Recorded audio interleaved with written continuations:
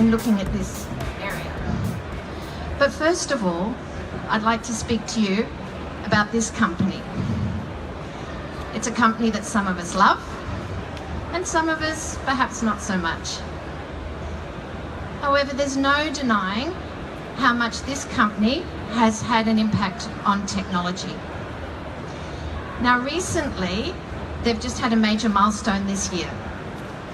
And no, it's not to become the most profitable company in the world. It's actually, they've turned 40. And in that time, technology has changed quite rapidly in those 40 years. We started with the desktop computer, then a couple of years later, the laptop, and then further down the track, we had the handheld computer, or what we all know as smart. Is a device that, how do you use it? Well, you use it by using the most easiest thing to do in the world. You speak to it. You speak to it to find questions, to get answers to your questions. And this product is a bit of a sleeper hit. I mean, it's already in millions of homes around the world. Not to be left behind, Google made an announcement earlier this year that later this year they're going to be releasing Google Home. Then there's Apple, taking a little bit of a different tact, but they've got the earbuds. And you talk and you get direct questions answered back from your phone in real time. And even in the future, very soon, voice activation will be in our cars. Plus, if you want even more proof, you just need to look at what's being written about in the media at the moment. Here's one from Time. The way we interact with technology is about to change fundamentally. The best interface is no interface. Why we don't always need an app for that. This one, the voice-operated future is upon us. This is my favorite. Die, dashboard, die. Why conversations will reinvent software. So where do we fit in? Well, our mission is to build the world's smartest artificially intelligent business advisor and put it in the hands of millions of people around the world. Currently, you can download us on the iOS or the Android and have access to hundreds of business videos that will teach you everything that you could possibly want to know about business. But coming in 2017, this is what gets really exciting for us, and this is our roadmap. So the first thing, BRiN will be able to answer thousands of questions, business questions. You literally will just need to press a button, speak, ask your question, and in real time, she'll come back with the answer for you. Then we're going to be releasing BRiN Contacts. And what that means is that you'll be able to connect with businesses around that will support you. So lawyers, accountants, printers, that kind of thing. Then there'll be BRiN Metrics. And BRiN Metrics is where you'll be able to connect with your existing business software. So say, for example, Xero or Salesforce or Google Analytics. And you'll be able to ask BRiN, how many visitors did I have to my website yesterday? Or what was my spend on marketing last month? And she'll come back to you in real time with those answers. Then we're going to have BRiN Alerts. And that's where BRiN will be looking in the background, seeing what's going on. And if there's a problem, she'll bring it to your attention. So say this month your sales is down 25% compared to this time last year, she'll send you an alert to bring that to your attention so that you could do something about it immediately. Then we're going to be launching BRiN Actions. And BRiN Actions is about, she'll be able to transcribe emails and send it to your contacts. She'll be able to book accommodation or flights for you, that type of thing. So that's our vision and that's our roadmap for 2017. And we really believe that this is the way forward. And not only us, we believe that, all businesses should be looking at this. So I'd like to share with you now some key findings that we've had to go through ourselves on this journey. So for those of you that are also considering a voice AI digital assistant, then these are things that you should probably consider as well. So I hope that it sort of inspires you that are launching on ambitious projects like this. So our first was, should we personalize or not? So this is quite a interesting question, because for our market, and we did the research, 500 million small businesses around the world, only 1% of them have access to a business advisor. Now, many of you in this room, I mean, how many of you in this room have a business advisor? I would imagine not many. So we felt that this is a major problem, and this is why we built BRiN, to help resolve this issue. So we had to look at, you know, a lot of businesses out there, they'll use a generic name, but we felt that a generic name doesn't really give you a personal connection. And so we thought that it was important to make it a human name. And so the first decision was, should it be male or female? Now, I'm sure most of you agree that women are probably a little bit more intuitive, and also women's voices are often easier to understand. So we decided to go with a woman's voice.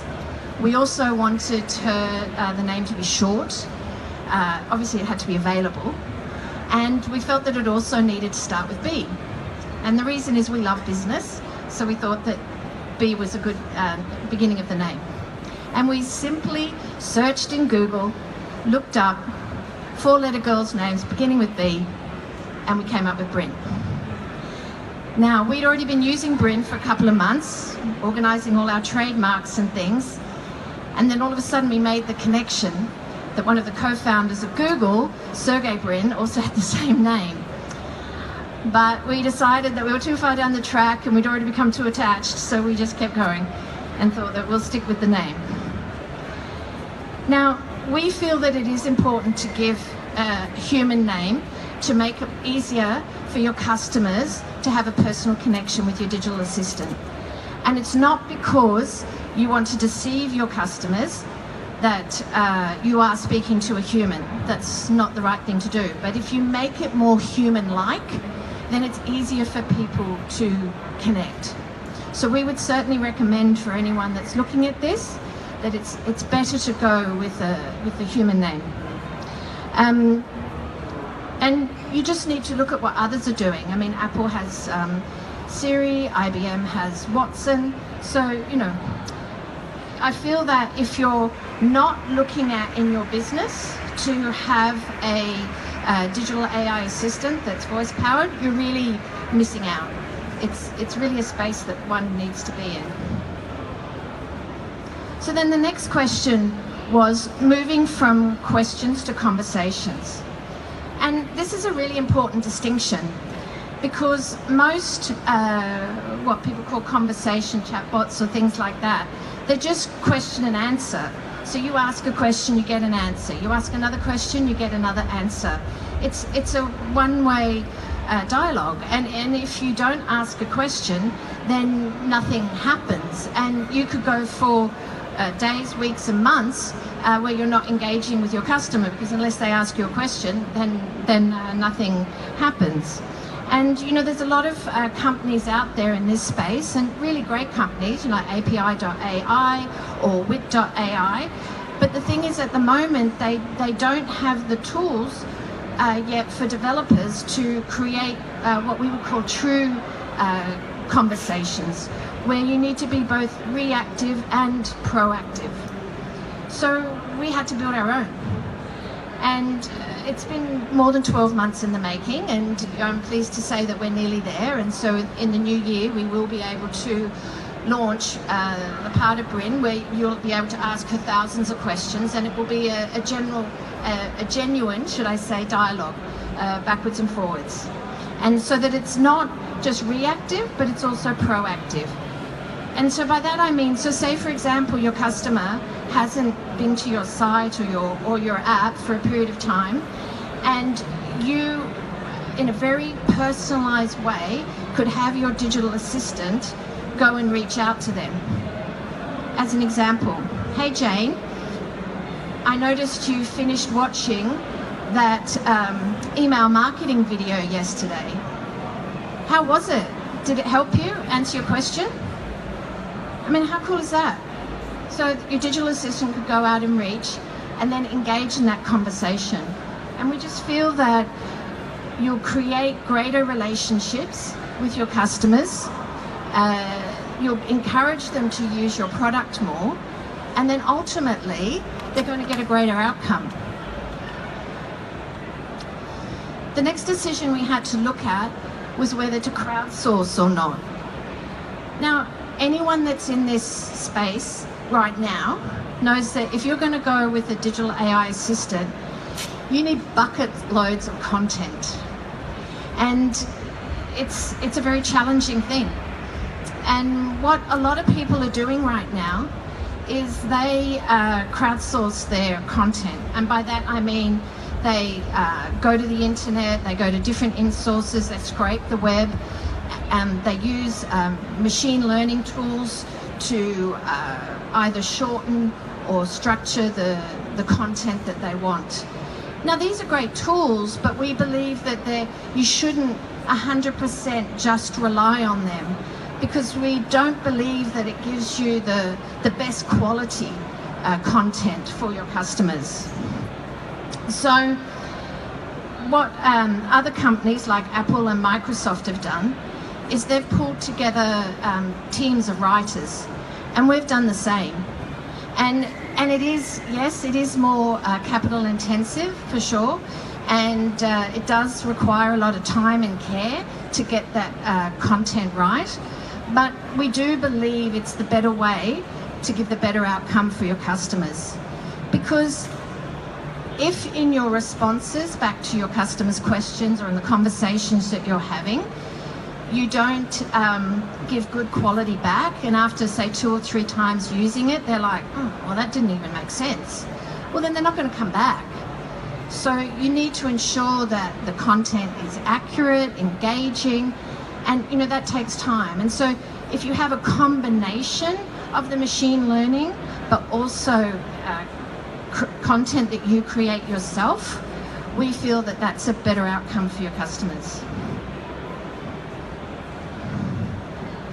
So they're the 3 key things that I hope you take away.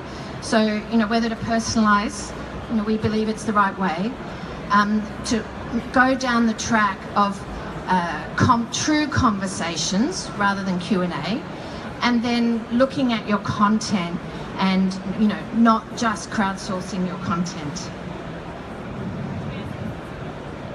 So if we were to say 2016 was the year of the chatbot, then we believe 2017 is the year of the digital assistant. So our mission is to build the world's smartest artificially intelligent business advisor and put it in the hands of millions of people around the world. Well, in this room alone, there's a lot of small businesses and entrepreneurs out there. So obviously, I would encourage you to download BRiN and just take advantage now, completely for free, all the business resources there to help you grow your business and to learn about the areas in your business that you don't know about yet. I mean, a lot of us here, we may have had a technical background, we may be brilliant in development or certain areas, but we don't know a lot about finance, or we don't know a lot about marketing. So, utilize this resource. It's free already. So, we are continually looking for partners. So, if there's anyone that, sees this vision and feels that they can be part of that, there's, technology partners or things like that, I'm certainly interested in talking to you. Also, if there's any bloggers or writers or journalists that feel that, this is something that they would also like to share with the world because they believe in this vision of, voice-powered interface, would absolutely love to hear from you as well. All you need to do is just email us at help@BRiN.ai, and either myself or one of our team would get back to you. So thank you for listening. I hope that we've inspired you a little bit, and to be honest, everyone needs to be in this space. You really need to be having voice power activation digital assistants. So so that you can engage with your customers much more. Thank you so much.